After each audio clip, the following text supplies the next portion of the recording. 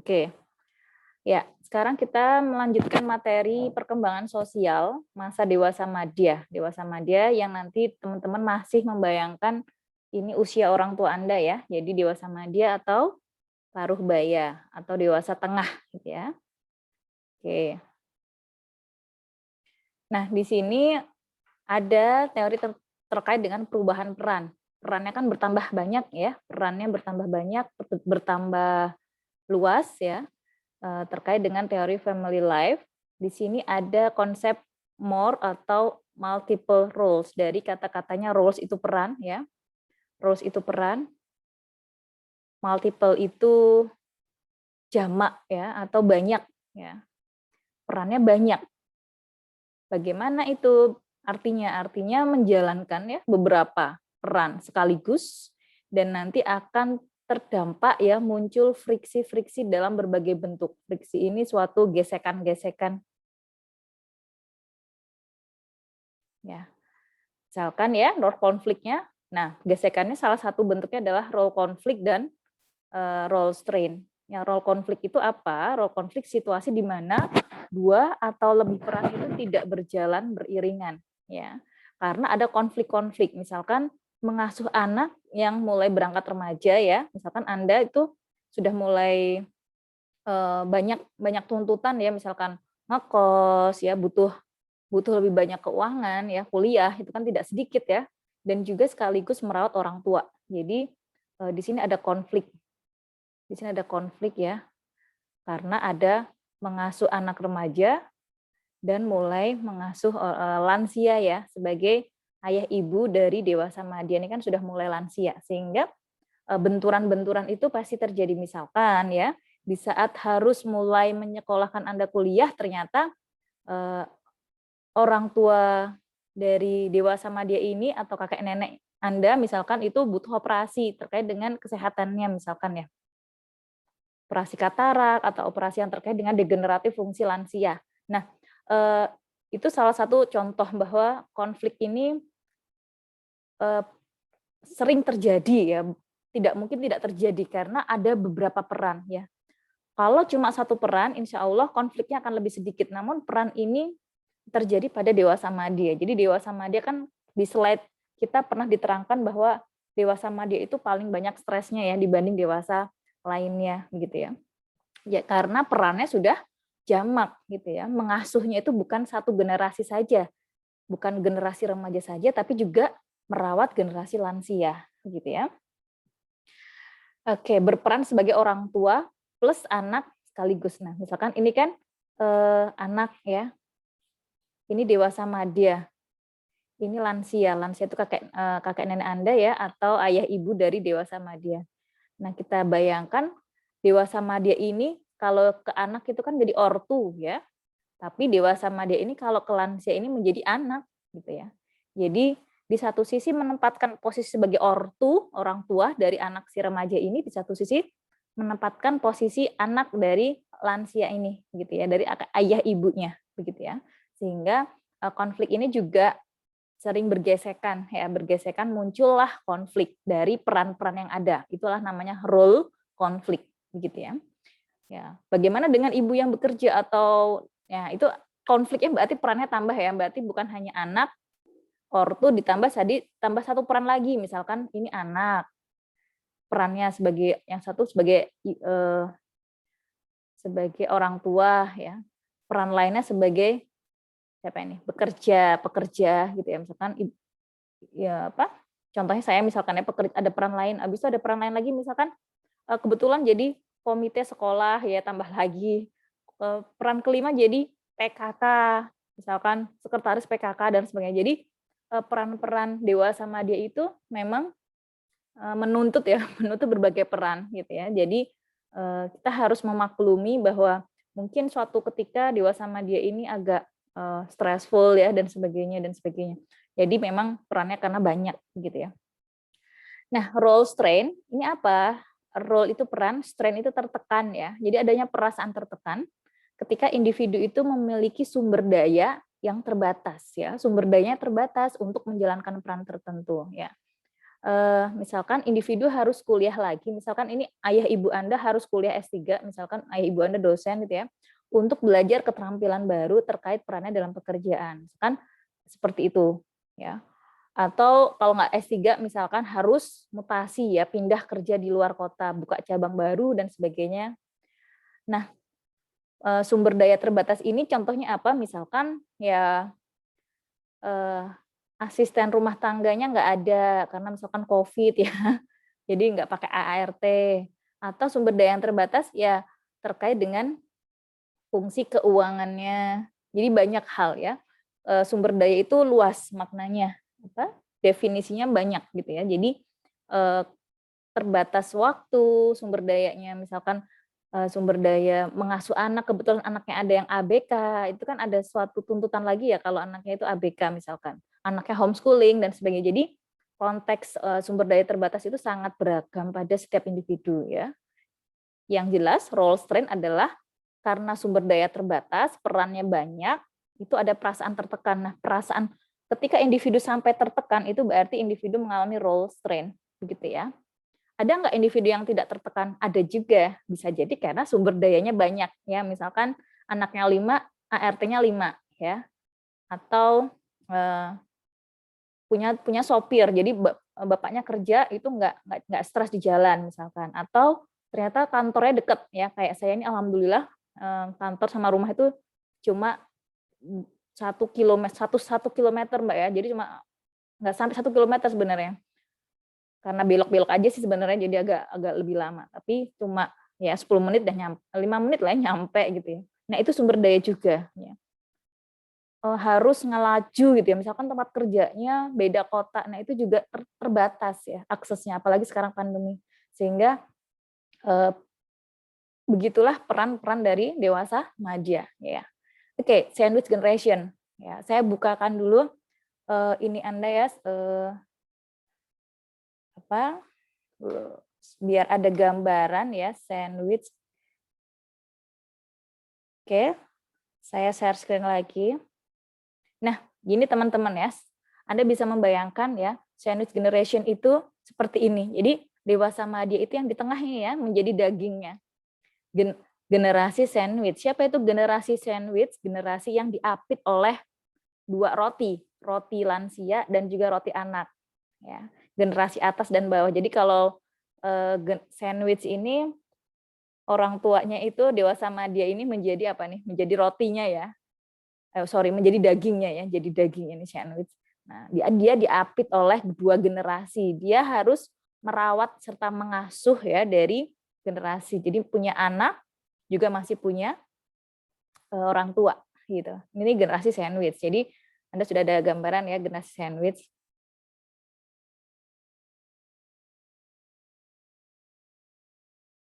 Oke.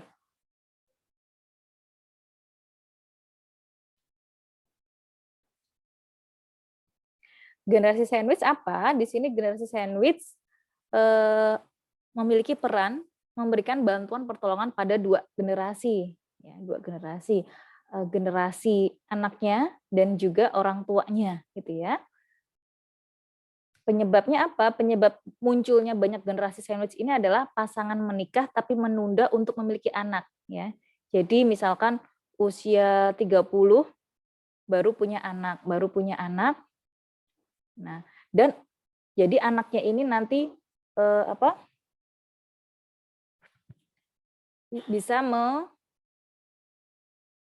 dari mana sih? Alah, bergerak ya. Dan sekaligus orang tuanya sehat gitu ya. Orang tuanya tuh banyak yang sehat, artinya hidupnya lebih lama ya. Harapan hidupnya lebih lama sehingga dari hal ini mengakibatkan dia masih punya anak remaja, lalu dia juga masih punya generasi si lansia gitu. Karena lansianya ini sehat gitu ya, dia masih hidup, usia harapan hidupnya masih banyak, masih tinggi. Nah, anaknya ini juga anaknya gitu ya. Jadi anaknya ini coba misalkan pasangannya ini misalkan tidak menunda, apa yang terjadi? Anaknya ini sudah bisa hidup mandiri ya. Tidak jadi beban lagi. Dia sudah jadi mandiri, sudah tidak jadi beban. Masalahnya pasangannya ini ternyata menikah tapi menunda untuk memiliki anak. Jadi orang tuanya ketika dewasa sama dia ini masih punya anak-anak yang masih butuh dukungan gitu ya. Nah, kalau tidak menunda, misalkan usia 20, 21 sudah punya anak, mungkin ketika dewasa sama dia ini anaknya sudah bisa mandiri gitu. Itu kenapa generasi sandwich ini makin banyak terjadi karena gaya hidup ya, mungkin menikah itu kalau sudah punya pekerjaan, menikah kalau sudah punya rumah dan sebagainya, syaratnya menjadi lebih kompleks gitu ya, harapan budayanya, bentukan budaya, sehingga generasi sandwich ini semakin tinggi ya. Di samping juga lansianya itu usia harapan hidupnya semakin sehat gitu ya. Berperan pada menghubungkan dua generasi yang berbeda. Jadi di sini dikatakan intergeneration parenting gitu ya. Jadi generasinya tuh sudah lintas generasi, intergeneration parenting. Jadi parentingnya itu bukan fokus pada satu saja, tapi juga sekaligus parenting terhadap generasi lainnya. Parenting di sini itu bukan hanya mendidik ya, tapi secara luas tuh caregiver, bisa mengasuh, merawat dan sebagainya. Intinya memberikan bantuan yang secara konsisten. Ya, itulah sandwich generation. Oke, lanjut yang topik ke berikutnya adalah becoming in-laws as children marry. Jadi orang tua Anda dewasa madya itu sudah siap menjadi orang tua menantu bagi anak yang sudah menikah. Jadi sudah siap jadi menantu, ya, menantu dari pasangan Anda gitu ya. Jadi harapannya ya sudah siap gitu ya. Meskipun nanti ada gejala-gejala tidak mau ditinggal anaknya, apalagi yang perempuan gitu ya. Anda sudah diasuh cantik-cantik, pinter-pinter, sehat-sehat, diambil orang lain gitu ya, diboyong, itu ada semacam, nanti kita bahas di slide berikutnya ya. Tapi ini seharusnya secara teori sudah siap gitu ya menjadi menantu bagi anak yang sudah menikah.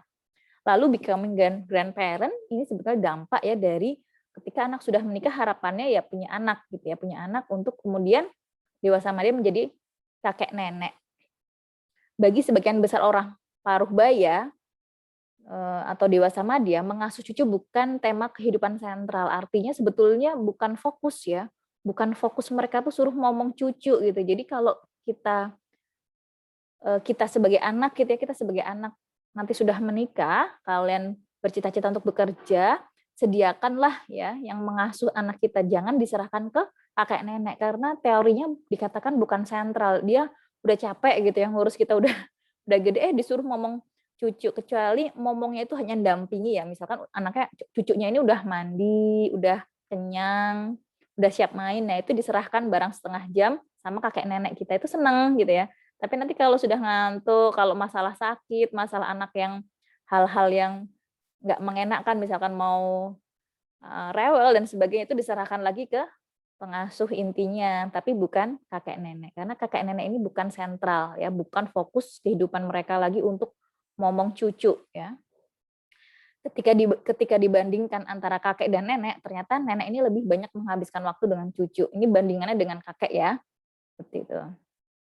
Nah, emptiness syndrome ya, kita ke ini lagi. Emptiness syndrome. Slide saya bergerak ya. Googling saya bergerak ya, Mas ya. Bergerak, Bu. Ibu. Nah, Ibu. emptiness syndrome, kayak kalian bayangkan emptiness syndrome itu kalau biasanya itu kan seperti ini ya. Kalau biasanya itu ayah ibu kita itu mencari makan, nanti dibawa ke sangkar untuk dimakan bareng anaknya. Itulah keluarga yang bahagia. Namun ternyata anaknya itu sudah pergi nih ya, sudah wisuda, sudah merantau. Nah, nih emptiness syndrome nih, ibunya sedih, nangis. Jadi sangkar burung itu ibarat rumah ya. Jadi sangkar burung kosong, emptiness syndrome. Jadi emptiness syndrome itu sindrom sarang kosong. Kenapa kosong? Karena anaknya sudah mulai beranjak transisi dewasa ya. Kalian kan sudah transisi dewasa, emerging adulthood ya, belum dewasa banget tapi sudah transisi, kakinya itu sudah kalau kalian punya 2 kaki, kaki satu di remaja, tapi yang satu sudah pindah ke dewasa, begitu kan? Sudah transisi, sehingga ya ini akan menjadikan suatu gejala psikologis ya. Ya. nanti bentar lagi habis merantau ada ditinggal yang sesungguhnya. Apa itu? Ditinggal yang sesungguhnya itu apa? Nanti ketika kalian harus diboyong pasangan Anda ya, ketika menikah misalkan orang tua Anda dari Jogja misalkan, pasangan Anda di Medan ya. Itu adalah sindrom sarang kosong yang bisa jadi muncul biasanya ibu itu ada semacam psikosomatis yang berkelanjutan. Nah, ternyata ini perlu didampingi ya, ketika terjadi seperti ini. Mau nikah itu harusnya bahagia, tapi nangisnya itu, sedihnya itu berlarut-larut ya, bahkan sampai berbulan-bulan. Nah, ini harus diantisipasi dengan mempersiapkan dari ilmu agamanya disiapkan. Jadi dewasa Madya ini harus paham bahwa fitrahnya menikahkan anak itu adalah sebuah fitrah. Jadi malah harusnya bersyukur anaknya dapat jodoh gitu ya. Kita harus mendialogkan gitu ya, fungsi kognitifnya agar on the track lagi ya dewasa Madya ini. Namun sangat mungkin terjadi ya sindrom sarang kosong ini dimulai dari anak yang merantau kuliah, kecuali memang sudah biasa gitu ya. Oh, anakku kan udah biasa kuliah, nanti juga kalau nikah pasti pulang kok setiap Lebaran atau Idul Adha dan sebagainya ya, kecuali musim pandemi ini yang memang tantangan ya bagi semua orang untuk tidak pulang, tidak mudik. Nah, emptiness syndrome, sindrom sarang kosong ya, perasaan tidak bahagia, khawatir, kesepian, depresi yang dialami orang tua saat anak-anak meninggalkan rumah untuk hidup mandiri. Hidup mandiri ini dimulai dari apa tadi? Dimulai dari kuliah ya, kuliah, merantau, kerja, lalu nanti saat menikah. Kerja itu kan bisa jadi belum menikah ya, dia masih single tapi sudah kerja. Lalu setelah bekerja dia menemukan jodoh lalu menikah. Nah, dianggap sebagai mitos ya, namun kenyataannya ada juga yang faktual ya. Jadi dianggap sebuah mitos itu terkadang tidak ada gitu ya, tapi saya masih menemukan loh sindrom sarang kosong itu yang sampai sampai apa ya, nggak jadi diboyong gitu ya, karena suaminya kasihan gitu. Untung masih dalam lingkup Jogja Solo gitu ya, teman saya sendiri. Jadi memang orang tua ini belum siap karena mentalnya belum disiapkan saja sebetulnya ya. Ya. Bumerang children menempati kembali sarang kosong ya. Kita lihat bumerang.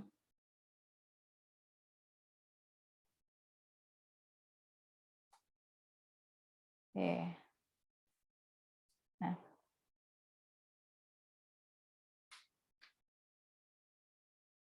Nah, bumerang children ini sebetulnya kayak kita kan tahu ya bumerang itu kayak gini kan, senjata bumerang itu kalian tahu kan bumerang itu. Jadi bumerang itu yang awalnya kita lemparkan ke sana gitu ya, habis itu dia bisa balik lagi ke tempat kita gitu kan bumerang. Nanti kalian main di YouTube sendiri ya bumerang itu gimana ya, bumerang itu kan kayak senjata, tapi kalau kita lemparkan itu dia bisa melesat, habis itu bisa kembali lagi gitu kan. Nah itu bumerang children, artinya anak yang tiba-tiba sudah bekerja ya, namun dia tuh kembali lagi ke rumah gitu ya. Loh, kamu kok kembali lagi? Ya karena ada beberapa hal penyebabnya. Kenapa saya misalkan si anak tadi harus kembali lagi ke rumahnya setelah tadi keluar dari rumah karena aktivitas bekerja, menikah dan sebagainya, ternyata dia harus kembali lagi sebagai bumerang children ini. Kenapa? Karena anak gagal mendapatkan pekerjaan ya. Apalagi sekarang pandemi ini ya, jobless. Jadi, oke, saya akan kembali ke rumah orang tua gitu ya. Anak yang kesulitan memenuhi kebutuhannya ya. Lebih banyak dilakukan oleh anak laki-laki ya daripada perempuan. Ini nggak ngerti kenapa orang cenderung memberikan kebebasan lebih besar pada anak laki-laki ya. Nah, bumerang children ini bisa saja terjadi juga pada anak dewasa yang sudah menikah gitu. Jadi siapapun itu selama dia menjadi anak dan punya orang tua, dia bisa menjadi bumerang children gitu ya. Harapannya kan kalau sudah mandiri ya dia pisah rumah begitu kan. Itu harapan. Namun bisa juga malah diminta untuk mengasuh anaknya. Nak, kamu tinggal di sini aja sama ayah sama ibu untuk merawat kami. Kalau kerja jangan jauh-jauh ya. Itu termasuk saya ya. Saya termasuk anak yang dikekep gitu ya. Kalau bisa nanti pasanganmu orang sini juga, meskipun saya akhirnya dapat orang Lampung, namun alhamdulillah kerjanya juga deket gitu ya di Jogja ya. Jadi ya udah gitu, alhamdulillah memang doanya dikabulkan oleh Allah, doa orang tua gitu. Jadi kita itu sebetulnya berdoanya, ya Allah berilah jodoh yang terbaik, pekerjaan yang terbaik ya, yang sehingga nanti bisa nyambung gitu dengan doa-doa orang tua begitu ya. Saya nggak ngerti gimana ceritanya, pokoknya saya hanya berdoa gitu ya kerjaannya, berdoa, berusaha sehingga kok diberikan sesuai dengan kemauan orang tua, berarti itu alhamdulillah begitu ya. Meskipun ada juga beberapa tantangan yang lain ya. Terkait isu, bagaimana sih terkait isu pekerjaan karir lebih stabil? Dikatakan orang dewasa madya itu seusia orang tua Anda itu lebih stabil ya. Kepuasan kerjanya paling tinggi, peluang promosi lebih kecil. Peluang promosi itu karena sebetulnya dia udah apa ya, dia udah posisinya udah tertinggi, posisinya tuh udah di atas ya. Artinya dia sudah, Anda bisa bayangkan ya, saya dewasa awal dengan Pak Fuad atau dekan kalian itu kan udah dewasa madya ya, dekan kita. Apakah prodi, misalkan dewasa madya. Nah, dewasa madya sama dewasa muda lebih banyak mana peluang untuk promosinya? Lebih banyak peluang promosinya bagi dewasa muda. Sedangkan bagi dewasa madya jelas dia akan lebih kecil. Kinerja tetap tinggi kecuali untuk pekerjaan yang butuh kecepatan dan kekuatan fisik ya. Saya dibandingkan misalkan dewasa madya jelas ya, dewasa madya lebih kalah dalam hal kecepatan dan kekuatan fisik. Berganti pekerjaan lama dinilai kurang memuaskan ketika dia harus berganti ya. Jadi ini ada konteks-konteks yang berbeda. Ketika konteksnya adalah berganti pekerjaan, dewasa madya ini menilai pekerjaan yang sebelumnya itu kurang memuaskan, sudah tidak menantang lagi, tidak lagi menikmati apa yang dilakukan dalam pekerjaan. Ini ada istilahnya nih kalau kalian mau meneliti terkait dengan PIO itu banyak istilah ya, work engagement. Work engagement itu kerja 8 jam itu kerasanya cuma 1 jam. Dia tuh sangat hanyut banget gitu ya, sangat suka banget terkait pekerjaannya itu gitu ya. Bahkan sekelilingnya itu menjadi tidak digubris gitu ya, sangat menikmati. Bahkan 8 jam itu hanya dirasakan sebagai 1 jam gitu ya, misalkan. Butuh pekerjaan setelah tugas membesarkan anak selesai atau bercerai karena kematian pasangan. Jadi berganti pekerjaan bisa jadi karena ada alasan-alasan divorce dan sebagainya.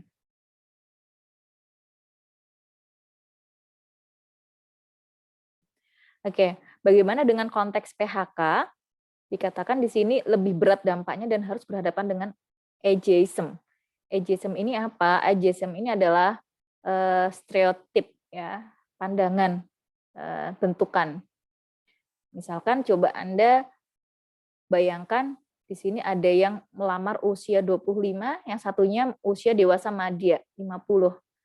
Nah, muncul stereotipik tentang ageism, yaitu nanti kalau yang saya terima adalah usia dewasa madya, dia akan cenderung dianggap kekuatan fisik dan kecepatan kerjanya itu lebih lama dibanding yang usia 25 tahun. Nah, itu ketika dewasa madya tadi mengalami PHK dan harus apply atau melamar pekerjaan baru. Nah, itu dia akan mendapatkan pandangan-pandangan stereotipik terkait dengan ageism, yaitu pekerja yang cenderung lebih lama, kecepatan kerja menurun, dan sebagainya. Begitu ya. Oke, preparing for retirement. Jadi selain dewasa madya tadi harus mempersiapkan kondisi psikologis terkait dengan emptiness syndrome, ya, ternyata dewasa madya juga masih harus mempersiapkan mentalnya untuk menghadapi pensiun. Ya. Karena pensiun itu kan kalau bisa dibayangkan, kita tuh kerja jam 8 sampai jam 4 ya.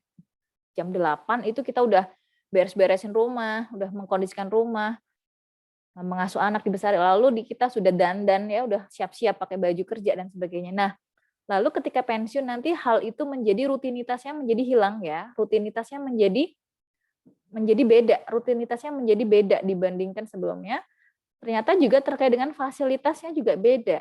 Dulu dapat gaji, dulu dapat mobil kantor, dulu dapat apa dan apa ya. Sekarang ketika pensiun mungkin akan berkurang fasilitasnya. Jadi ada hal rutinitas dan fasilitas yang itu yang berbeda ya.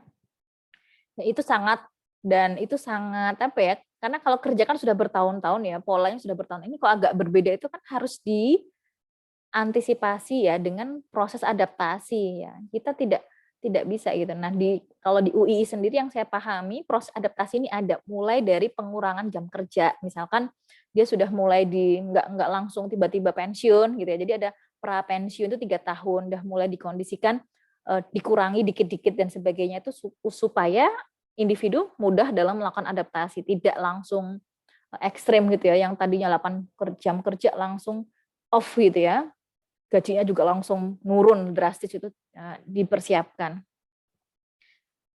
Generasi boomers diprediksikan sebagai pensiunan yang paling siap. Siapa nih generasi boomers ini? Generasi boomers ini yang sekarang usianya 65 sampai 70 tahun. Berarti mungkin kakek nenek Anda ya. Generasi itu kan banyak ya Mbak, ada generasi boomers, X, Y, Z, milenial dan sebagainya itu ya. Nah, kalau Anda mungkin yang milenial. Nah, generasi boomers ini yang sekarang usianya 65 sampai 70 tahun dikatakan teorinya itu lebih sehat ya, lebih siap menghadapi pensiun ya. Karena kalau kita lihat tantangannya itu berbeda ya Mbak ya. Dulu belum ada YouTube, TikTok dan sebagainya sehingga orang-orang boomers ini mereka tuh sangat fokus, bahkan punya banyak tanah, bahkan punya banyak rumah untuk diwariskan kepada anak-anaknya dibandingkan generasi setelahnya ya. Bahkan kalau generasi setelahnya itu menghadapi pensiun itu belum siap-siap gitu karena merasa harga tanah juga sekarang semakin mahal ya. Kayak belum mempersiapkan generasi generasi setelah itu belum siap kalau generasi setelah baby boomers. Tapi baby boomers ini karena mungkin harga tanah dulu masih murah dan juga tidak ada distraksi gaya hidup ya. Sekarang kan gaya hidup Masya Allah ya. Orang butuh Instagram, butuh gaya hidup untuk di outfit of the day, OOTD-nya gitu ya, sehingga nanti investasi dan sebagainya itu menjadi isu-isu yang kita bisa lebih diskusikan gitu ya terkait dengan perkembangan finansial generasi X, Y, Z milenial ini berbeda gitu ya. Nah, kebetulan saya mengajar juga tentang generasi-generasi ini, jadi saya ambil contoh yang finansial tadi ya, contohnya tadi itu, kalau saya pensiun itu ternyata lebih stres dibandingkan generasi boomers karena gaya hidup dan sebagainya itu lebih tinggi di samping juga kebiasaan untuk menyewa itu lebih banyak dibanding punya sendiri karena investasi itu semakin terlupakan ya terkait dengan inflasi dan sebagainya. Jadi banyak sekali hal-hal yang terjadi pada generasi setelah dari baby boomers. Yang kalau kita lihat baby boomers ini paling sejahtera ya dibanding generasi setelahnya gitu ya. Itu ada teorinya dan itu sudah diriset gitu ya. Oke, merencanakan masa pensiun untuk suami dan istri gitu ya. Jadi generasi baby boomers itu sudah merencanakan masa pensiun ya, sudah punya investasi saham, punya kerjaan sampingan gitu ya setelah pekerjaan utama ya.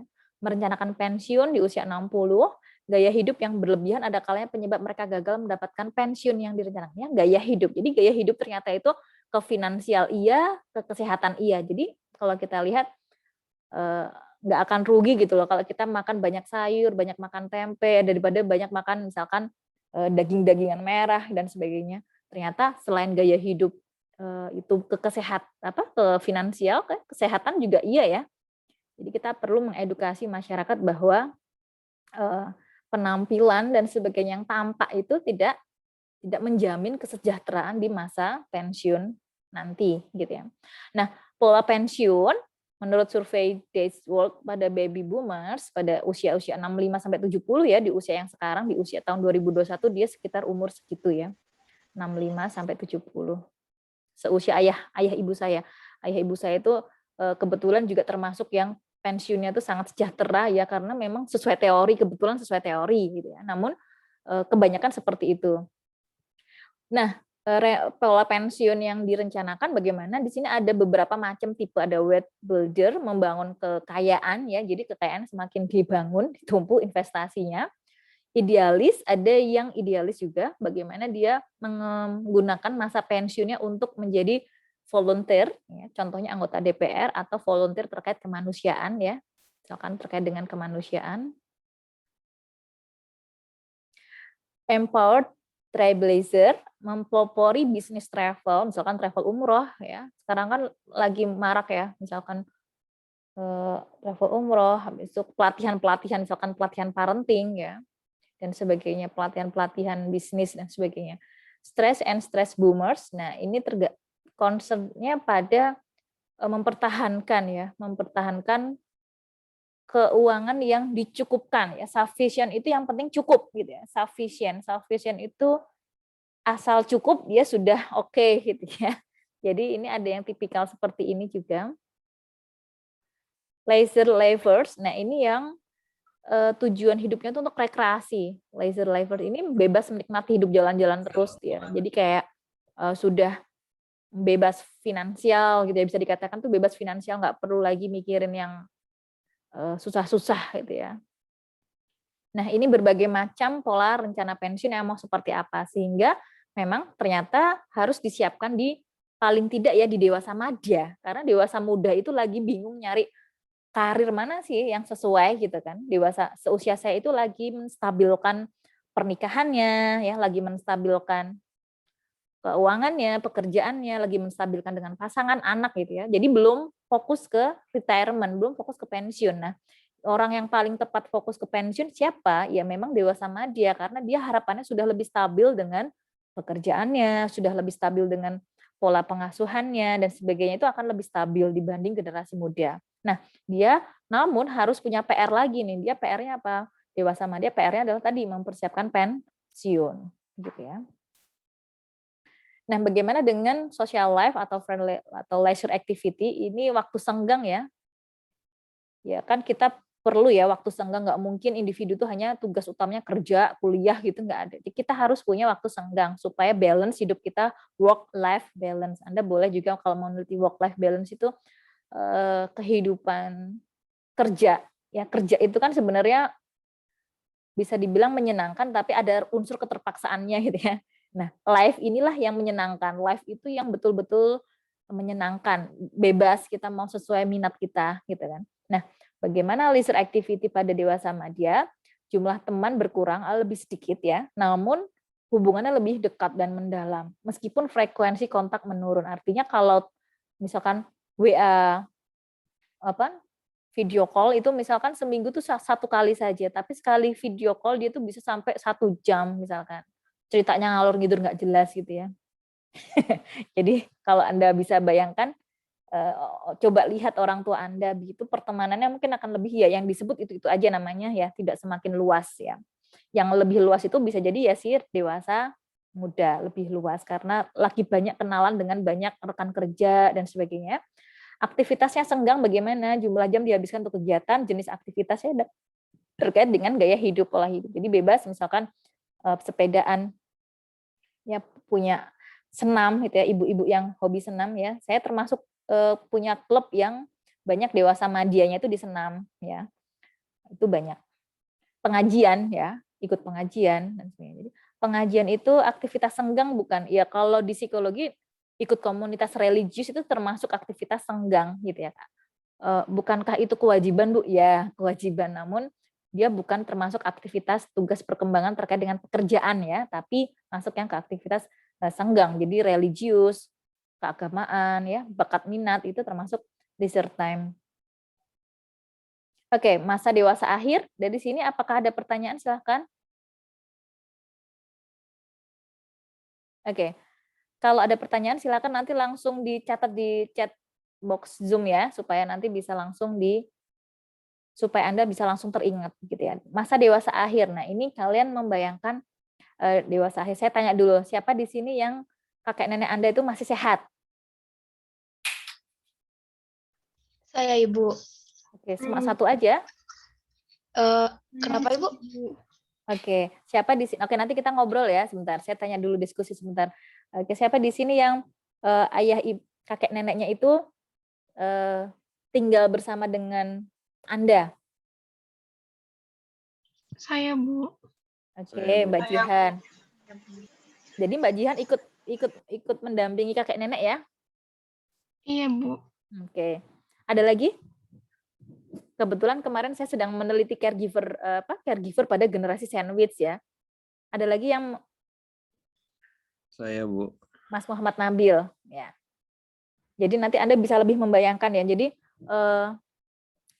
saya boleh cerita ya. Jadi dewasa akhir ini tuh kalau dipaksa untuk misalkan saya punya ibu mertua dari Lampung, pinginnya itu saya tuh memboyong ibu mertua saya yang dari Lampung itu ke Jogja ya. Namun kenyataannya ibu mertua ini yang sebagai dewasa akhir ya, itu nggak mau karena sebetulnya aktivitas di perumahan, kalau saya itu kan tidak kampung ya. Kalau kampung itu bedanya sama perumahan apa? Kalau kampung itu kan sangat dekat ya hubungan relasinya, bahkan tetangga tuh sering masuk ke rumah tanpa ketok-ketok itu udah biasa gitu ya. Namun kalau di perumahan itu kan pintu itu kan sangat tertutup ya, bahkan kita sangat lebih individualis meskipun tidak meskipun ada juga sosialnya, namun lebih individualis ya kalau di perumahan itu kan.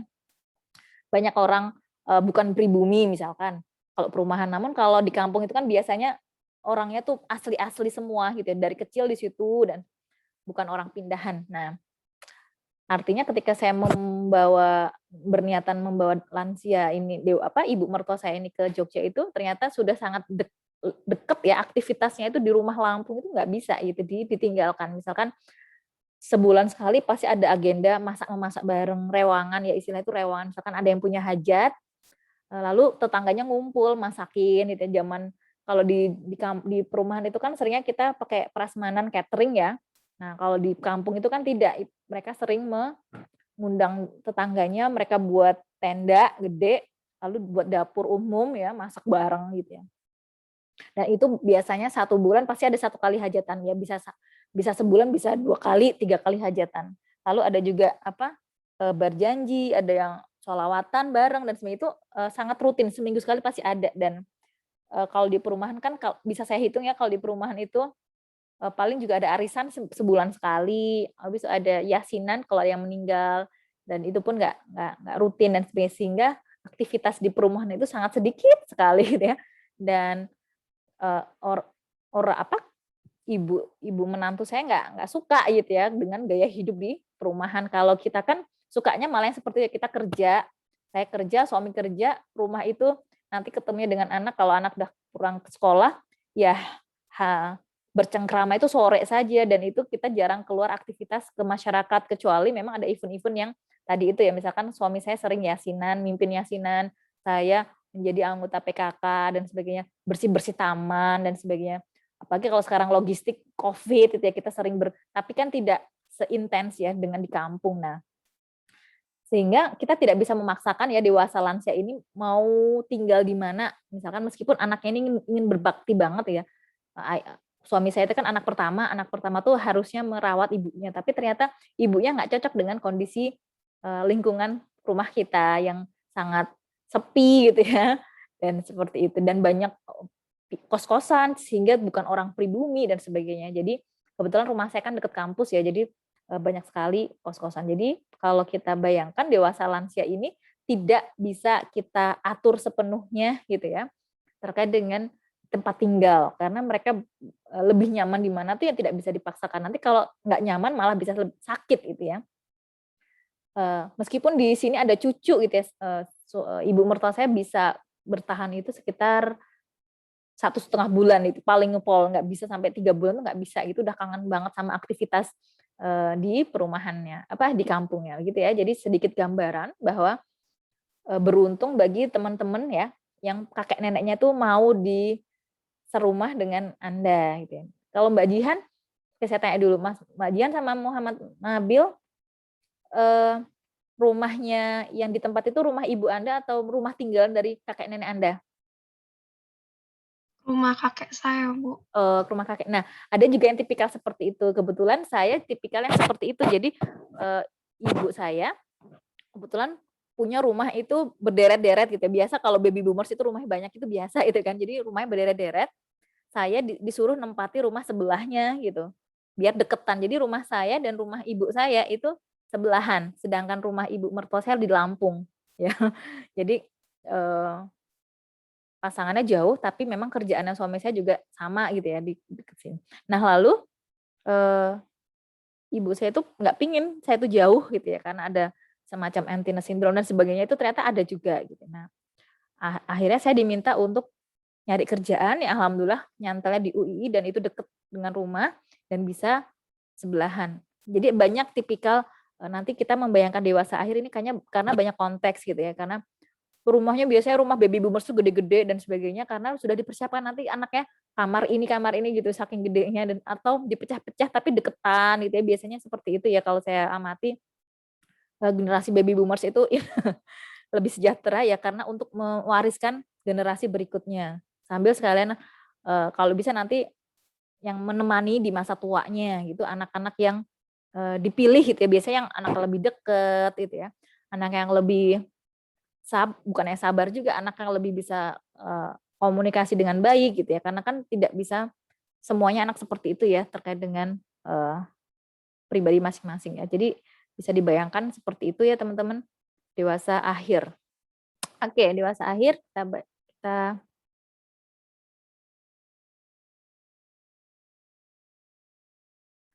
menurut Havik Hertz ini tugas perkembangannya menurut dewasa akhir apa?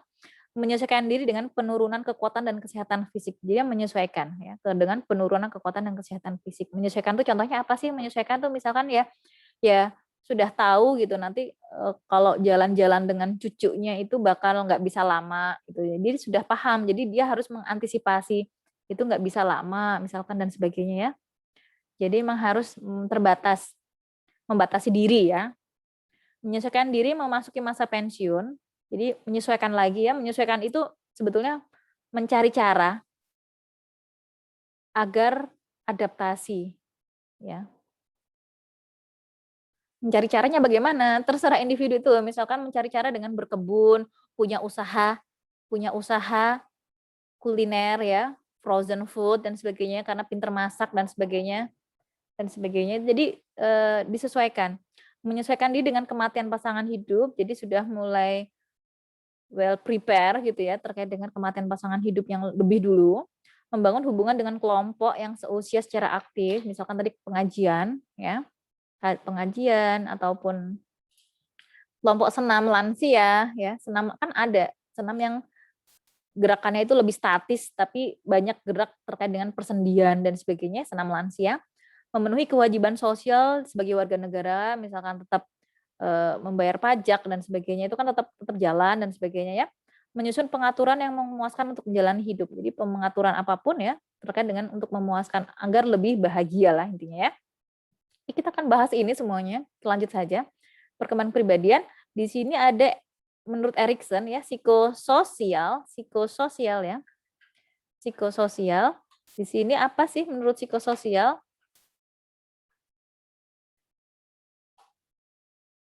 Oke, menurut psikososial untuk dewasa akhir adalah evaluasi kehidupan yang sudah dijalani serta memaknai hasilnya. Jadi ada pemaknaan ya. Akan seperti apa integritas atau despair ya. Kalau integritas hidupnya itu bermanfaat, utuh ya. Utuh itu kalau kita punya botol itu dia udah fulfillment-nya tuh sudah utuh gitu ya. Udah utuh. Lengkap, puas dan atas pencapaian dilakukan, damai dan bahagia. Tidak ada rasa menyesal. Kalau menyesal ada tapi nggak banyak-banyak gitu ya istilahnya. Menyesalnya dikit. Putus asanya dikit. Putus asa itu kan merasa tidak bermakna. Nah, bagaimana dengan yang despair itu yang tidak puas atas apa yang telah dijalani, putus asa dan merasa hidupnya getir dan gagal. Diekspresikan dengan sikap marah, menghina atau merendahkan orang lain. Jadi bisa kita lihat kalau ada lansia dia sukanya menghina atau merendahkan orang, sukanya marah-marah, bisa jadi salah satu indikasi dia despair. Ada hal-hal yang merasa tidak puas ya.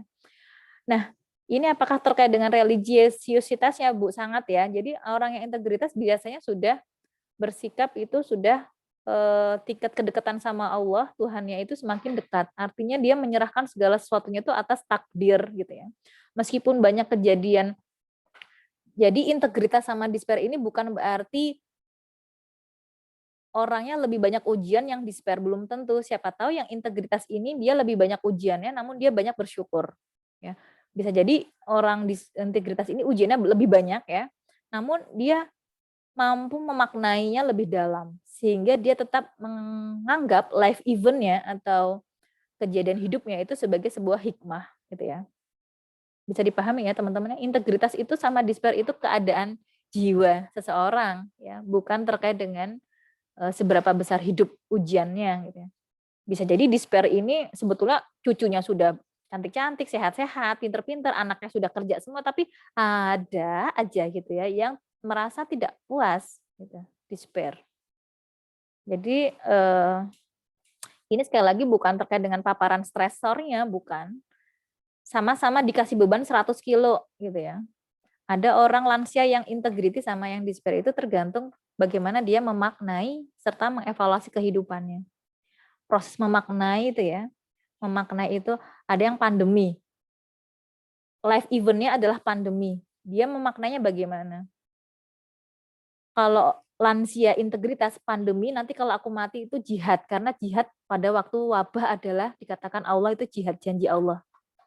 Jadi dia ya tetap menggunakan prokes 5M, menjaga dan bukan 3M lagi ya. Nah, tapi kalau yang despair ini ya dia memaki-maki tentang kondisi pandeminya, memaki-maki sambil juga menyebarkan hoax-hoax bahwa kita tidak perlu takut dengan pandemi karena yang penting imunitas tubuh, kita nggak perlu heboh-heboh banget. Nah, misalkan dia malah menyebarkan viral-viral yang menentang anjuran-anjuran prokes kesehatan dari pemerintah misalkan. Nah,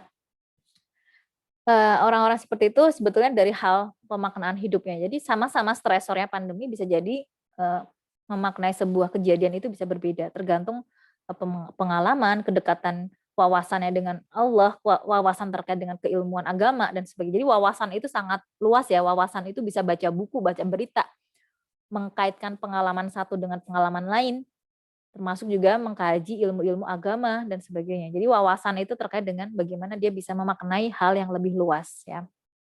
Oke, lanjut ya. Nah, tadi kan menurut siapa sih Erikson ya?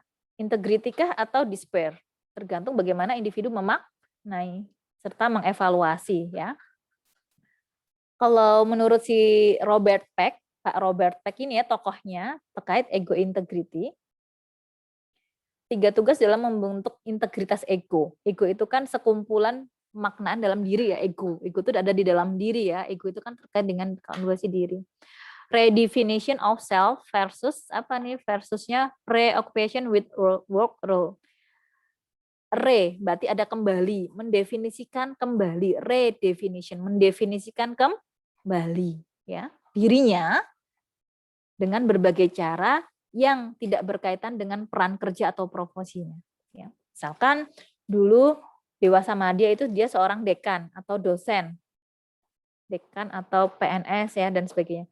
Dia harus mendefinisikan ulang bahwa dirinya itu nanti di dewasa akhir ya, ini kan sudah dewasa akhir, dia bisa jadi sangat tidak terkait dengan profesinya. Ya. Misalkan siapa menjadi hamba Allah gitu ya. Cukuplah saya menjadi hamba Allah, bukan sebagai dekan, dosen, PNS dan sebagainya. Ya, yang awalnya adalah dekan, PNS ya, pekerja, awalnya pekerja.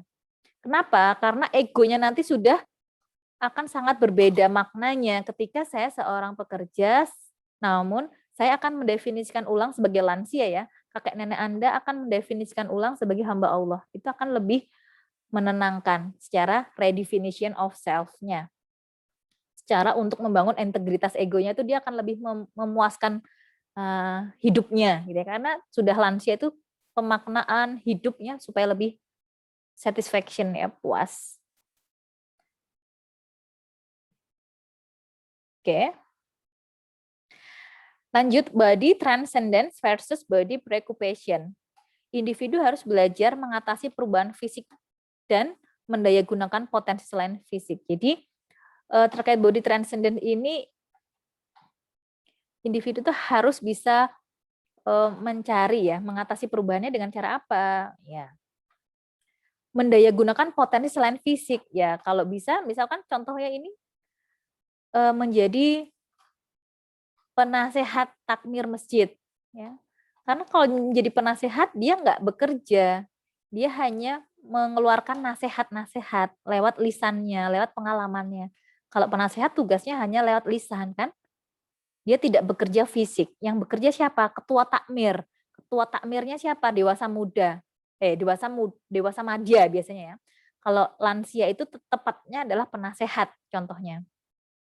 Penasehat di perkawinan, penasihat di takmir, penasihat, karena dia fungsinya tidak bekerja secara fisik, namun dia lisan dan nasihat kan, nasihat. Karena dia generativity ya, generativity Dewa sama dia fungsinya menasihati ya, bukan hanya sekedar bekerja fisik, tidak, dia mengkompensasi tersebut, kelemahan tersebut dengan fungsi-fungsi yang lain, gitu ya. Ego transcendent versus ego preoccupation, individu harus mulai menyiapkan diri dengan kematian. Jadi egonya itu sudah transcendent. Transcendent itu sudah kalau ini dunia ya, di atas dunia itu akhirat. Dia tuh sudah naik ke atas gitu ya. Dia sudah bukan berkutat lagi di dunia lagi, transcendent itu ke atas. Jadi egonya tuh sudah transcendent. Dia sudah paham bahwa dia tuh harus memiliki banyak manfaat dan sebagainya yang bukan urusan keduniawian lagi gitu ya. Oke. Nah, menurut Robert Peck masih ya terkait dengan ego integrity, di sini ada gero transcendence ya. Gero itu lansia.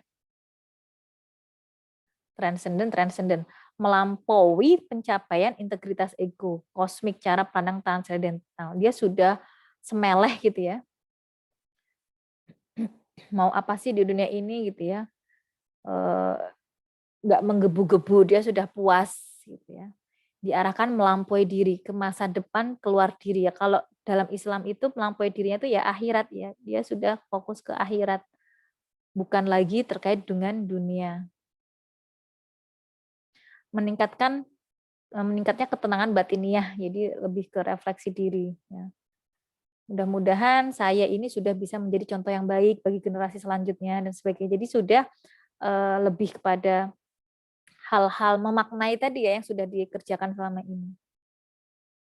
Itu gero transcendent, melampaui pencapaian dari integritas itu. Jadi sudah di atasnya, sudah pelampauan ya. The winter of life, the season of life menurut Levinson ya bagaimana? Di sini kalau lansia itu sudah masuk bentar ya, izin ya.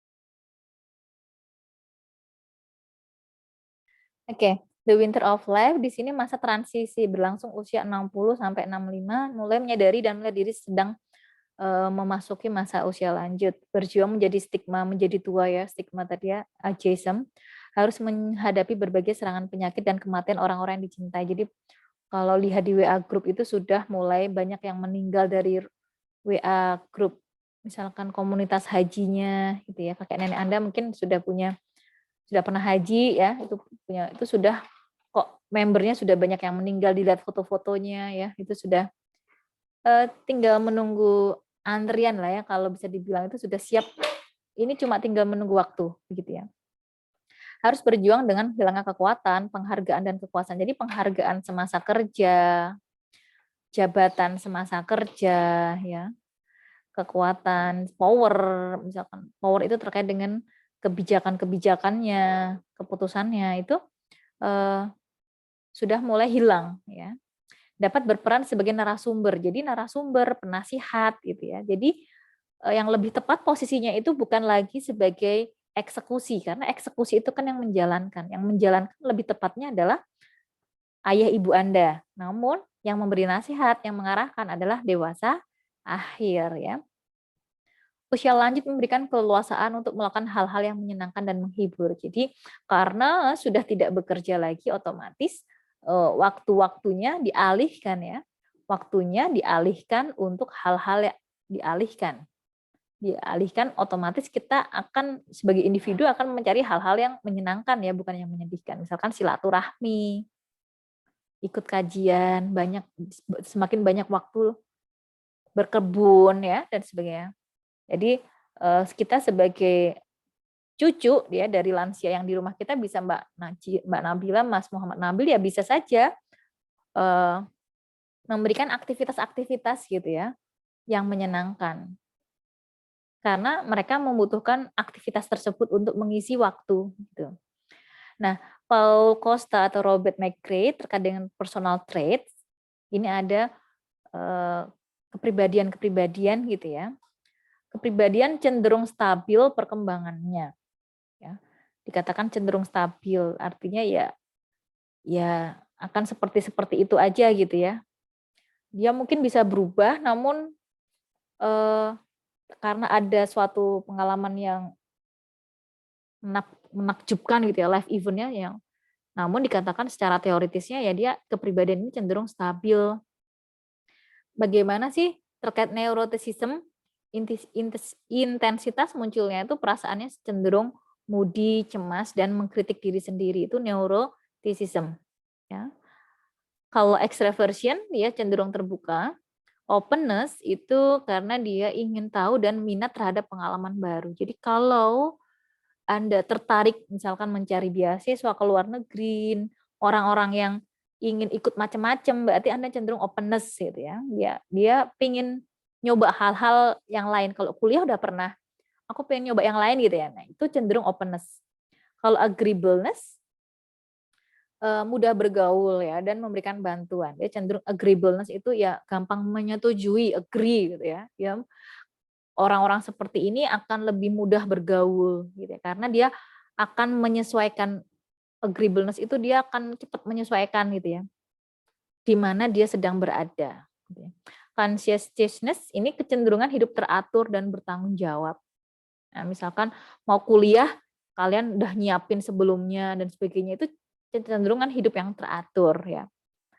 Kalau tidak bisa segera minta izin dan sebagainya itu cenderung yang teratur. Jadi keteraturan itu biasanya sudah tertata hidupnya dan kalau berubah sedikit biasanya dia akan lebih tidak nyaman ya orang-orangnya seperti ini. Nah, bagaimana dengan dewasa akhir? Dewasa akhir jika kakek nenek Anda atau dewasa akhir itu kepribadiannya ada openness, extraversion, ini cenderung menurun gitu ya. Cenderung menurun pada kepribadian yang seperti ini. Jadi kalau diberi contoh ya, openness menurun misalkan pingin nggak sih ikut olahraga yang menantang lagi? Udah nggak pingin gitu ya. Dia udah openness terhadap hal-hal yang baru itu ya sudah semakin menurun gitu, sudah capek ya, udah nggak minat lagi. Extraversion, bersikap terbuka juga menurun juga gitu. Nanti kalau terbuka pada hal apapun diikut, yuk yuk nek ikut ini yuk ke mall yuk ya. Bisa jadi sudah menurun juga gitu ya. Jadi dia cenderung terbukanya cenderung menurun. Neuroticism-nya moody, cemas, mengkritik diri sendiri. Menurut teori dia juga sudah menurun gitu ya. Dia sudah semeleh tadi ya, sudah ego transcendent. Kalau menyalahkan, ya menyalahkan secara utuh, bukan diri sendiri saja. Secara konteksnya. Lalu yang meningkat apa? Ini yang meningkat ya, ini yang menurun. Kalau yang meningkat, agreeableness dan consciousness. Jadi agreeableness apa? Mudah bergaul, mudah menyepakati, tidak banyak buat konflik ya. Ya yang penting senang sama senang gitu ya, agreeableness. Itu meningkat pada lansia.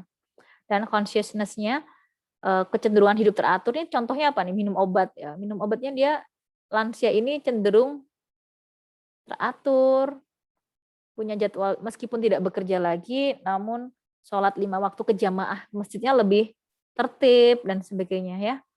Jadi karena sebagai kompensasi pada hal-hal aktivitas fisik yang berkurang, sehingga hidupnya malah akan lebih teratur, lebih meningkat ya. Karena dia sudah fokus pada sedikit saja aktivitas ya, karena sudah tidak openness ya.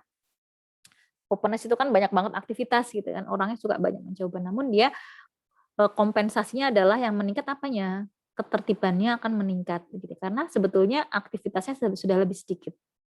Ya, seperti itu. Ini harus dipahami, ini sering keluar ya. Nah, 4 tipe kepribadian saat berusia 70 tahunan menurut Bernice Newgarden, ini juga tokoh-tokohnya juga meskipun banyak nanti bisalah dipetakan ya buat mind map supaya kok lebih kelihatan dalam satu kertas gitu ya, ditulis kecil-kecil.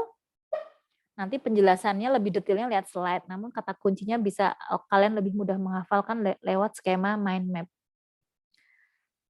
Disintegrated sama disorganized, menolak menjadi tua nih. Dis itu biasanya yang negatif-negatif ya, dis itu ya. Dia Tidak, kata kunya itu di situ tidak. Berarti dia tuh menolak untuk menjadi tua, putus asa saat menjadi tua dan berakhir di panti jompo atau dirawat di rumah sakit. Kenapa sih di panti jompo? Bisa jadi ya. Saya belum banyak membaca penelitian terkait panti jompo meskipun sebagai pengelola jurnal psikologika itu banyak juga naskah-naskah terkait dengan loneliness lansia di panti jompo dan sebagainya. Namun sebatas itu pengetahuan saya ya. Kenapa kok berakhir di panti jompo itu saya pernah membaca itu karena lansia ini tidak ingin berkonflik ya dengan anaknya yang dewasa madya. Tidak ingin berkonflik sehingga dia memutuskan nggak apa-apa saya di panti jompo aja misalkan. Ya, itu sangat menyedihkan gitu ya. Sebetulnya itu sangat menyedihkan. Anda bisa membayangkan Anda sebagai lansia gitu ya, Anda sudah menyiapkan warisan rumah, tanah dan sebagainya, finansial yang banyak, ilmu yang banyak, bahkan menyekolahkan dan sebagainya ya. Tapi kita berakhir di panti jompo yang seakan-akan kita tuh diusir gitu ya, seakan-akan diusir dari rumahnya. Kita bisa merasakan kesedihan jika kita mengasumsikan, melogikakan asosiasi ke diri kita sendiri gitu ya. Terkadang kita sulit menjadi orang lain itu karena kita belum membenamkan ya diri kita itu ke dalam situasi orang lain tersebut. Oke, itu disintegrated atau disorganized ya. Bisa jadi juga ada orang tua yang lansia itu yang rewel ya, rewel. Nah, itulah tantangan ya, banyak pahala di dalamnya ya. Mengasuh orang tua yang semakin rewel itu banyak pahalanya karena dijanjikan dalam Al-Qur'an ya, pengasuhan kepada lansia itu. Anak yang berbakti pada orang tua. Ridho Allah tergantung ridho orang tua gitu ya. Jadi urusan di dunia dewasa madya itu akan mudah, akan sukses mendidik anaknya yang remaja itu ternyata akibat dari dia mau berusaha dalam mengurusi lansia yang mulai rewel ini. Rewel itu secara fisik iya, secara emosi iya, banyak salah-salahnya, tidak kerso gitu ya, tidak menjadi maunya dan sebagainya. Ya karena sebetulnya gampang ya, secara kognitif itu dia lansia ini mudah lupa. Tadi minta sate, siang minta soto, karena lupa tadi gitu ya, karena lupa seakan-akan menjadi mempersulit ya keadaan. Padahal tidak demikian ya, karena sebetulnya lupa saja gitu ya, tadi yang diomongin apa. Dan bisa menjadi sumber-sumber kambing hitam ya, kalau kita tidak paham teorinya gitu ya. Namun ketika kita sudah paham teorinya, orang tua yang rewel ini sebetulnya karena degeneratif fungsi-fungsi lainnya gitu, fungsi-fungsi kognitif otak dan sebagainya itu sudah mulai tipis, saraf otaknya itu sudah mulai tipis gitu ya, sudah mulai dihapus pelan-pelan. Siapa yang menghapus? Allah ya, Allah kan yang berkehendak. Jadi kenapa lansia tidak, kalau apa dampaknya kalau otaknya itu kuat, coba Anda bayangkan ya. Secara fisik dia lemah, tapi dia ingatannya banyak, maunya banyak, bacanya banyak, itu akan menyulitkan sebetulnya. Jadi Allah itu menurunkan fitrahnya itu sudah sesuai ya, otaknya dibuat banyak lupanya, karena sebetulnya kalau dia ingat banyak hal, dia akan jadi stres ya, akan semakin menurunkan fungsi fisik lainnya. Jadi akan dibuat, mungkin itu fitrahnya, memang sudah seperti itu ya, paketan dari Allah memang sudah dibuat sedemikian. Passive dependent, hidup dipenuhi dengan rasa takut, ya, dengan penyakit, ya, dengan masa depan tuh takut, tidak mampu menyelesaikan persoalannya, berusaha mencari bantuan walaupun tidak dibutuhkan. Itu individu yang lansia yang passive dependent, dia tergantung ya. Dependent itu tergantung. Pasif itu ya pasif gitu ya.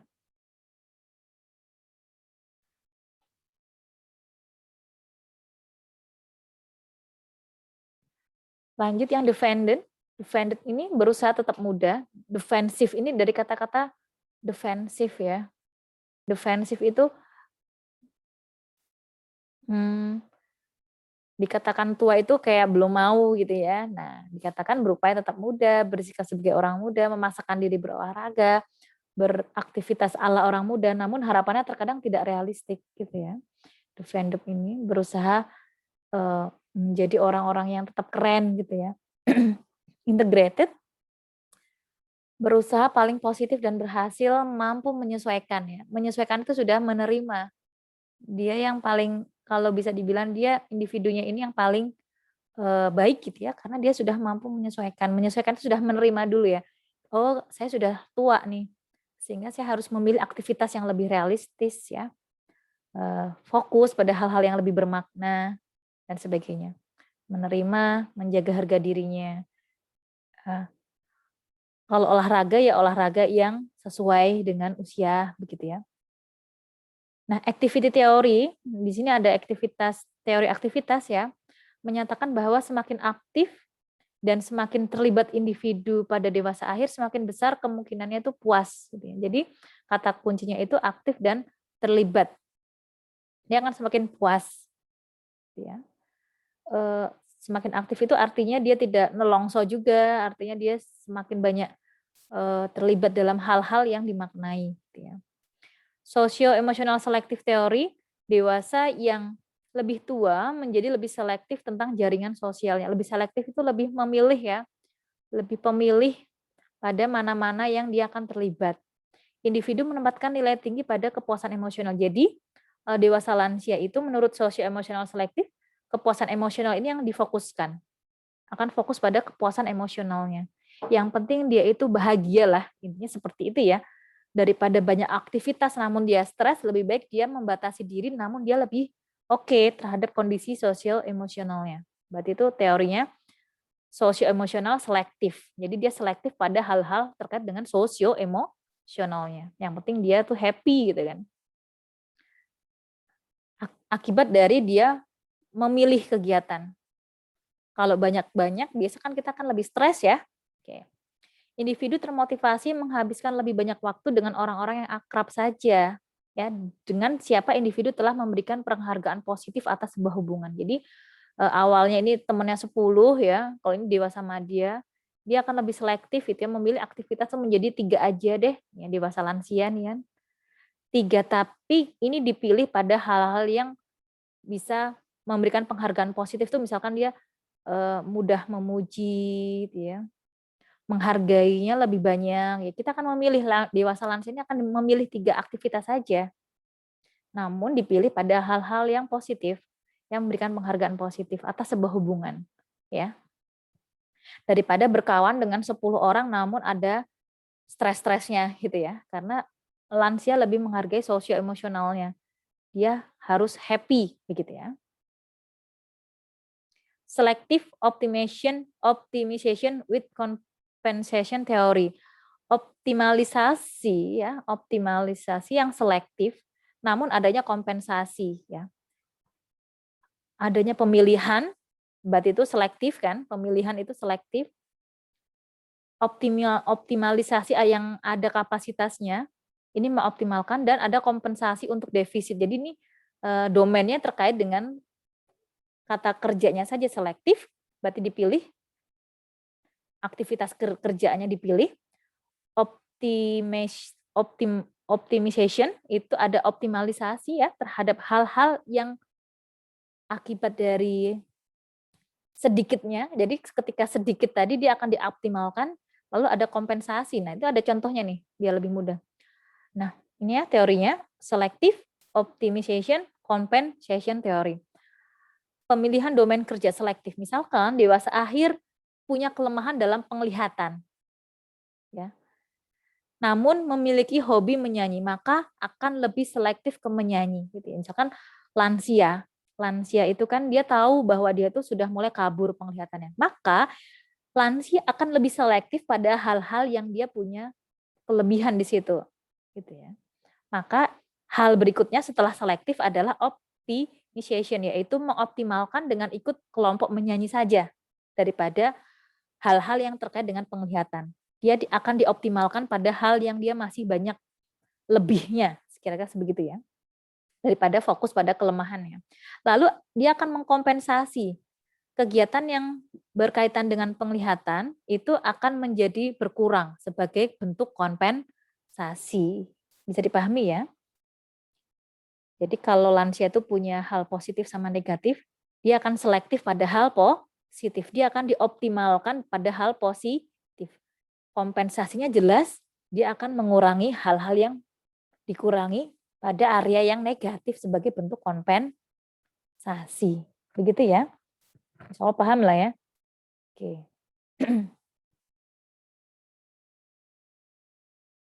Perkembangan sosialnya bagaimana?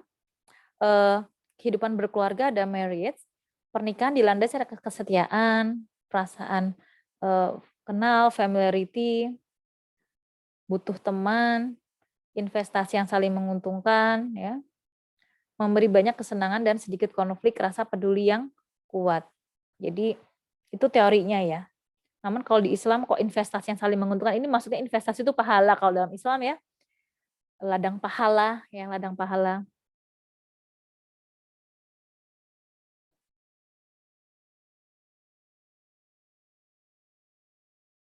Di ladang pahala.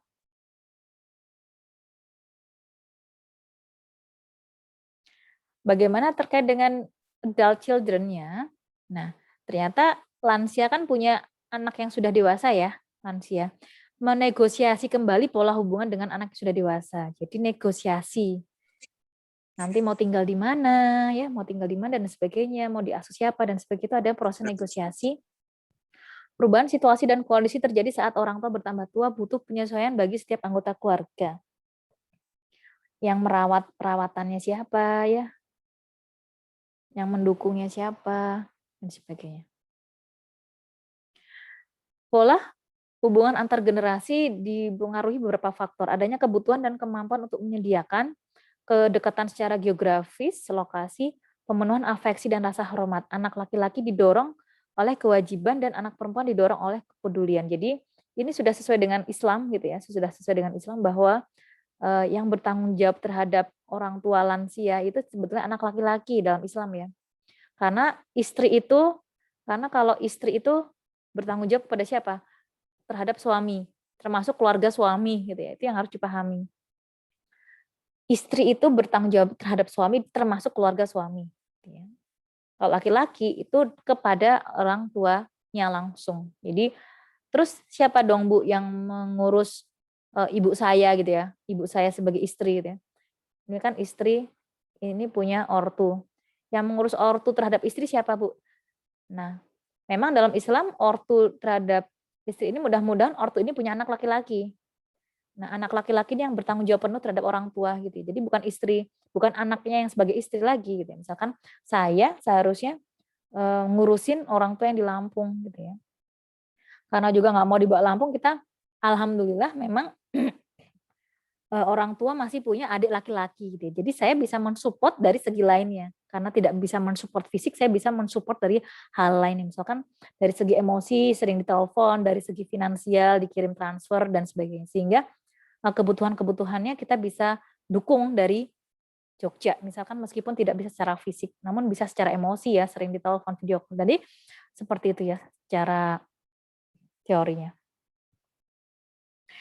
Jadi kakek nenek, menjadi kakek nenek umumnya mengikuti satu pendekatan kakek nenek yang terasing, remote ya, misalkan jauh gitu ya, remote itu tidak pernah video call ya dan sebagainya. Kakek nenek yang menemani, nah menemani ini secara fisik dan secara emosi ya, hadir secara fisik tapi tidak pernah mendengarkan curhatan, atau fisiknya jauh tapi sering ditanya kabarnya dan sebagainya. Itu dua hal yang saling dilematis ya. Namun sebagaimana idealnya adalah companion ini idealnya harusnya fisiknya oke, emosinya juga oke gitu ya. Ada secara fisik dan emosi. Kalau yang terasing ini betul-betul sudah lost contact dan sebagainya ya.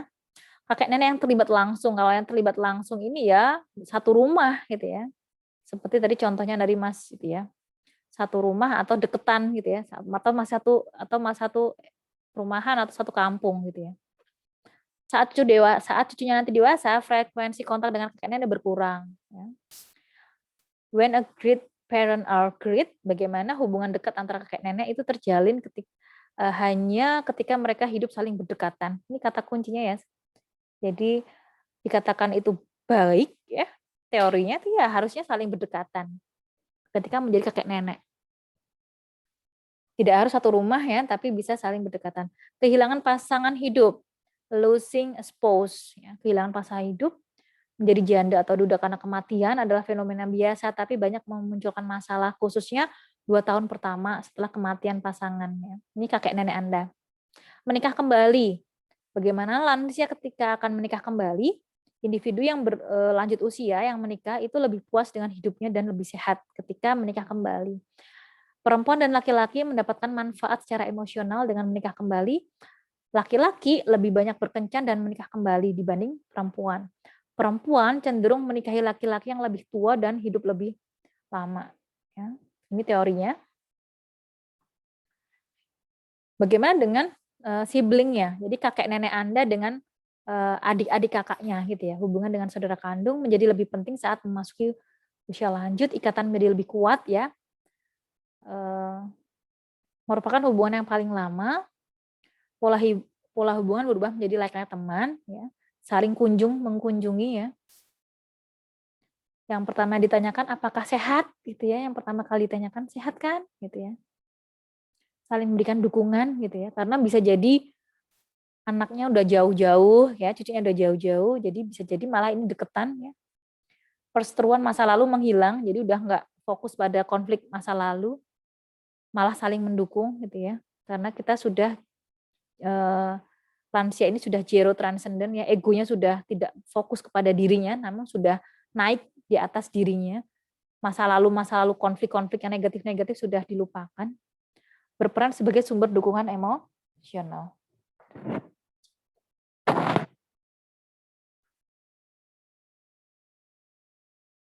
Oke.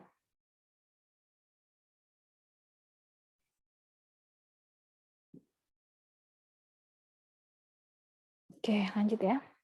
Hubungan dengan teman lebih mementingkan kualitas dibandingkan jumlah. Tadi sudah sepakat ya temannya lebih sedikit, tapi lebih dalam. Satu sahabat berperan sebagai tameng, artinya itu tameng itu bentuk resiliensinya ya. Kalau curhat-curhat, anaknya lagi nggak di rumah, lagi berantem sama anaknya, misalkan. Lansia ini masih punya teman gitu ya, yang dia bisa mengadu di luar konteks keluarga. Teman berperan sebagai apa? Jejaring pendukung, tempat berbagi rasa, rekan yang bisa timbal balik, sumber bantuan. Misalkan ibu saya tuh punya sahabat gitu ya di perumahan saya tuh ada satu orang yang ketika curhat sama saya itu tidak bisa lebih luas gitu ya, tidak bisa lebih dalam, itu ternyata masih punya teman gitu yang biasa lebih memberikan perspektif yang lain gitu ya dibanding hanya dengan keluarganya saja, dan teman ini menjadi penting gitu ya ketika perspektif keluarga dengan teman itu berbeda ya. Terkadang kalau keluarga itu kan perspektifnya itu sangat keluarga, namun kalau teman ini bisa memberikan perspektif yang lebih luas terkadang ya. Seperti itu. Teman ini kan dia lebih netral. Kenapa lebih netral? Karena kalau dengan keluarga curhat sama saya, misalkan anaknya masih ada hal-hal yang terkait dengan emosi. Karena kita sangat keluarga banget gitu. Namun kalau teman ini kan karena tidak ada ikatan darah, dia bisa memberikan perspektif yang lebih luas gitu ya. Jadi penting banget dewasa akhir itu punya teman ya di luar keluarganya. Nah, itu kenapa terkadang lansia itu ada yang memilih ke panti jompo macam-macam, bisa jadi karena keluarganya ini sudah tidak sangat banyak friksi emosi negatifnya gitu, sehingga lebih nyaman dengan orang lain. Nah, kita perlu mengimbangi gitu ya supaya kita juga bisa menjadi perspektif teman tadi yang lebih netral gitu ya, tidak terbawa emosi dan sebagainya. Namun kenyataannya seperti itu ya. Kalau kita lihat siapa sih yang sering menyakiti kita, terkadang adalah orang yang lebih banyak frekuensinya terlibat dengan kita. Bisa dipahami ya?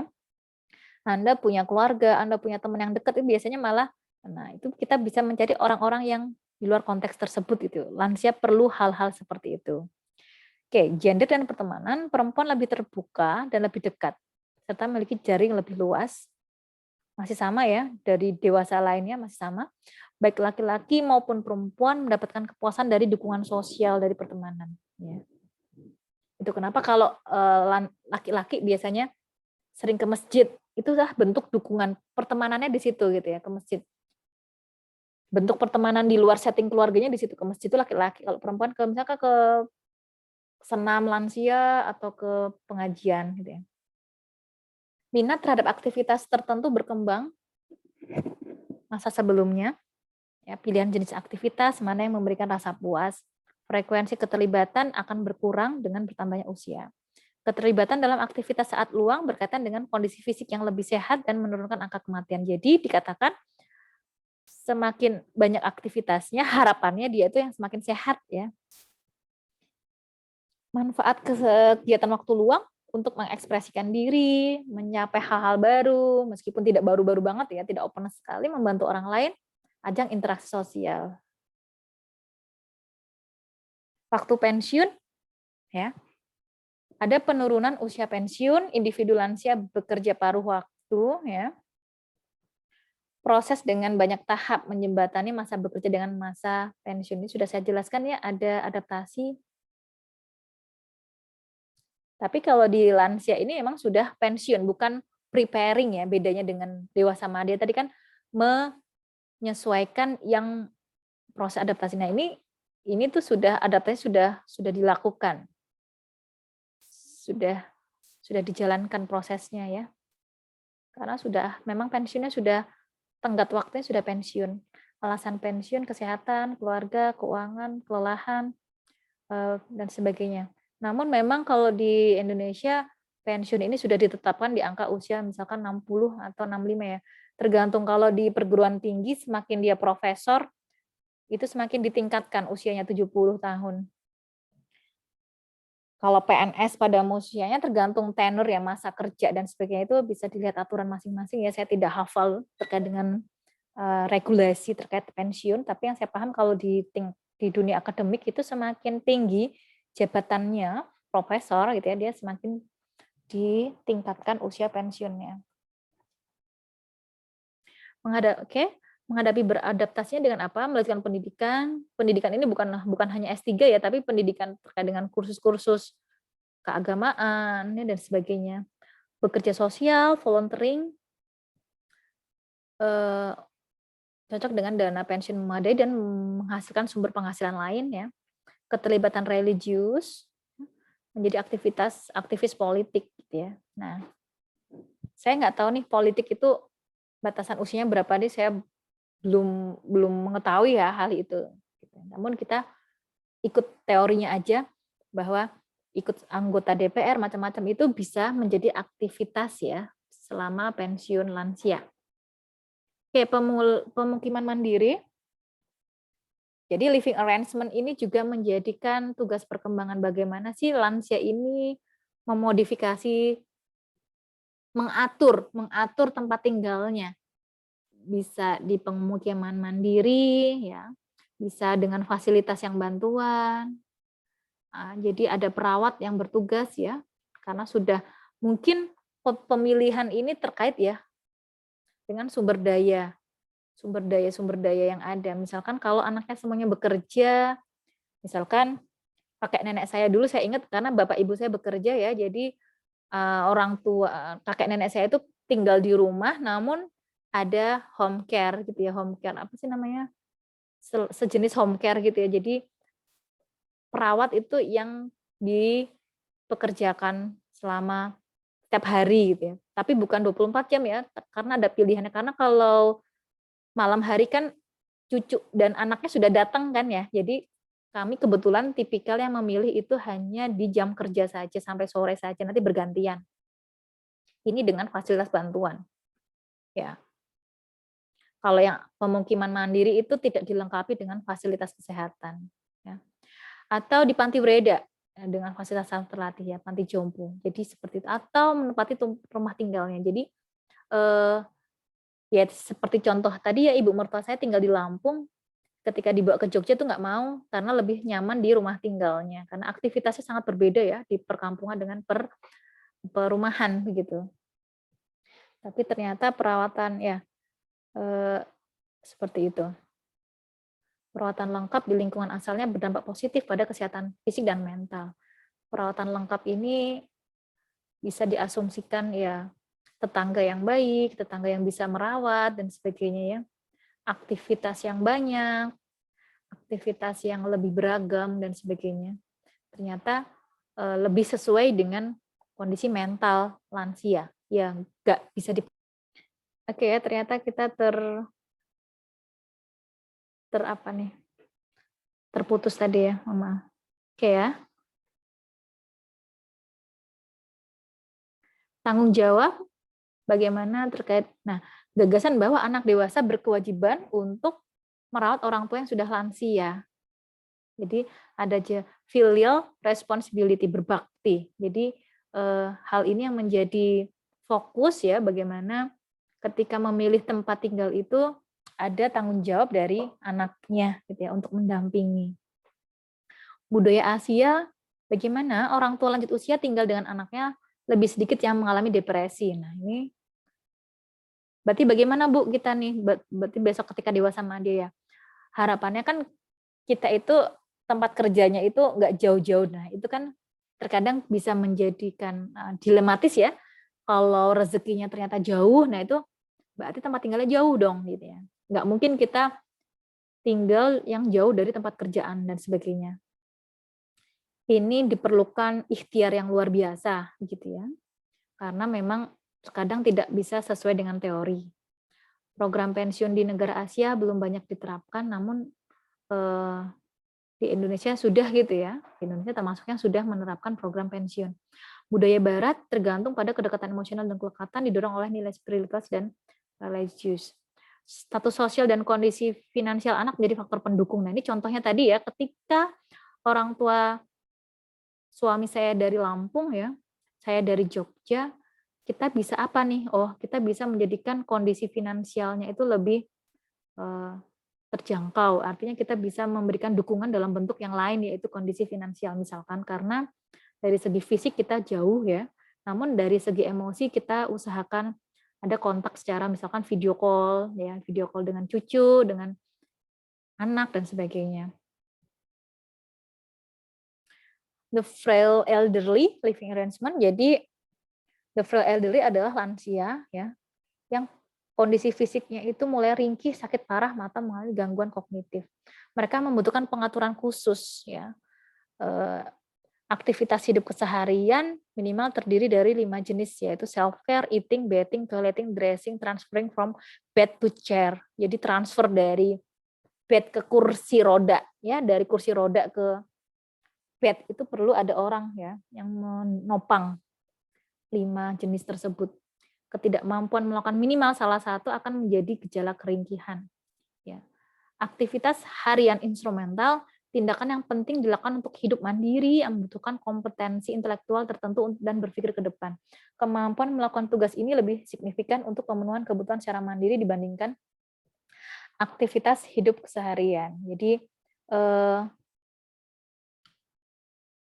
kemampuan ini menjadikan lebih ya. Jadi aktivitas keseharian sama instrumental lebih penting mana? Dikatakan kemampuan tugas yang instrumental lebih signifikan untuk lebih mandiri dibandingkan yang keseharian. Jadi ternyata instrumental ini terkait dengan kompetensi intelektual, berpikir, mengingat ya, mengingat, bilang mau apa, mau minta apa dan sebagainya itu kan terkait dengan memori ya, terkait dengan obat-obatan. Nah, obat-obatan itu ternyata untuk mengenali memori ya, dia biasanya lansia ini harus didampingi secara aktivitas intelektualnya, harus didampingi. Meskipun aktivitas keseharian juga, namun yang lebih signifikan adalah yang instrumental. Dikatakan seperti itu ya. Optimal aging, bagaimana yang optimal aging yang dikatakan successful aging, sukses di masa lansianya. Meminimalkan penurunan dan memaksimalkan peningkatan. Berarti ini gaya hidup ya lagi-lagi ya. Tidak boleh marah-marah, makanan yang sehat dan sebagainya, kontrol rutin kesehatan ya. Fokus pada proses dan bukan pada hasil akhir. Jadi prosesnya itu sudah, dia lansia ini sudah bahagia terhadap prosesnya sesuai dengan kaidah agamanya misalkan dan sebagainya. Faktor berpengaruh dapat dikendalikan dan sebagian lagi tidak. Kebijakan sosial yang berlaku dalam masyarakat dapat mendukung tercapainya kebijakan sosial ini contohnya apa? Misalkan ada Posbindu. Posbindu itu pos terkait pusat kesehatan lansia. Bina lansia. Saya lupa itu kayaknya Posbindu ya kalau nggak salah. Kayak Posyandu. Nah ini pusat kesehatan untuk lansia. Nanti kalian cek apa ya namanya. Saya googling sebentar. Pusat Posbindu. Posbindu bukan ya.